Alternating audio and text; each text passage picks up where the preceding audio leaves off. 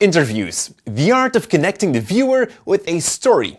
But there's a lot to pay attention to, so that's why we're sharing 5 tips for better and more dynamic interviews.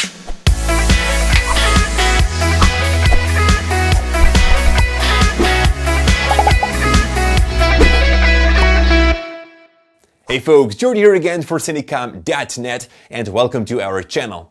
We share creative tips for filmmaking and post-production. Today we're having a look at shooting interviews and we'll share 5 simple tricks to make them look professional. The first tip is to make sure you always shoot B-roll. First of all, what is B-roll? Well, this could be a second camera filming the interview from a different angle. But you can also do the interview twice and move your single camera to a different position. The talent doesn't have to tell their story exactly the same. If it somehow comes down to the same thing, you can cut to different paragraphs or topics, making the interview look a lot more dynamic, of course. Important when working with 2 or more camera angles is that you have a clear difference in frame size. For example, one is a long shot and the other one a close-up. I'm also making sure that all of the cameras I use are on the same side of the person sitting behind the camera asking the questions. It avoids confusion for the viewer, as in the 2 shots the talent is looking at the same direction. If I would put one camera on the other side, you'll see that the talent is now looking at 2 sides now. The next tip is sound. For interviews, sound is very important. One golden rule to avoid many mistakes is to bring your microphone as close as you can to the subject. So if you have a medium shot, place your microphone just outside your frame. Test, test. Can you hear me loud and clear? Don't let your sound guy stand on the other side of the room. I'm sorry, I think your sound man is a little bit too far. If you don't have an external microphone, you can always use your phone. It probably comes with a pair of these, and they have a microphone as well that you can use as a lavalier. Simply record the audio on that phone and synchronize it in post afterwards. Hello, my name is Kim and I'm using my earbuds for a small microphone right here. Now we've got 3 more tips coming, but that's for after the short break. Looking for music that goes with your video projects? Head over to Audioblocks and that will help you to search by mood, genre, instruments and more.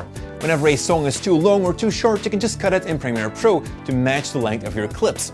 Usually you can find patterns in your music on which you can cut. It also helps to add a very short transition in your cut. For more information, visit the link in the description below, videoblocks.com. Welcome back everyone. If you have multiple interviews and you need to make a montage of that, it's important to define their viewing direction. By placing the person that asks the questions first on the right side of the camera and then on the left side of the camera, you'll see that they cut a lot better. It's more dynamic and natural than if you would cut to the same viewing directions. The 4th tip is to be aware of where you place the person who asks the question. Usually, you want the story of the subject to connect with the viewer, and therefore will place the interviewer as close as possible to the main camera. See the difference in viewing direction, where in the first example, Kim is looking further away from the camera. In the second shot, we have the interviewer sitting close to the camera. We're now feeling more involved with her story, as she looks right near the camera. And finally, the last tip is the background. Make sure that the background is relative to the story of the talent. The room you're placing that person in sets a certain mood and feel. Plus, it puts the subject in the right atmosphere as well. Here's an example. Kim talks about her work. She's a speech-language therapist, so it's convenient to place her in her workspace. As for the background, we'll make sure there is something visual that represents what she does.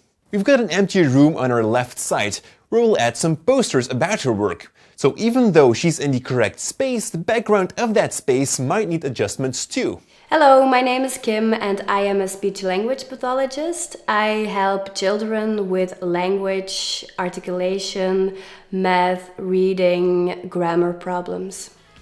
So as you can see, there's a lot we need to think about when shooting an interview. If you'd like to learn more tips about this topic, make sure to hit that like button to let us know. Thank you so much for watching, and as always, stay creative.